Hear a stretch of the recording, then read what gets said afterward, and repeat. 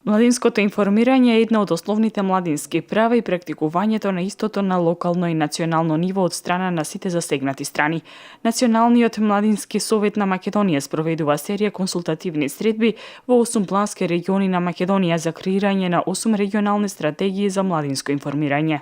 Ова е процес кој е започнат неколку месеци претходно со собирање на 60 млади луѓе од организации, индивидуалци, институции, и значи сите актери кои делуваат во полето на младинските политики и се работеше на подготовка на некои драфт верзии на регионални стратегии за ова младинско информирање.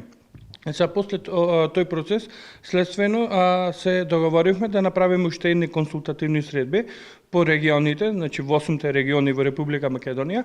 На овие консултативни средби млади луѓе имаат можност да поттикнуваат процеси за креирање на соодветни политики кои возможуваат социјален и личен развој. Се детектира дека во Република Македонија имаме слабост кај младите е нивната информираност.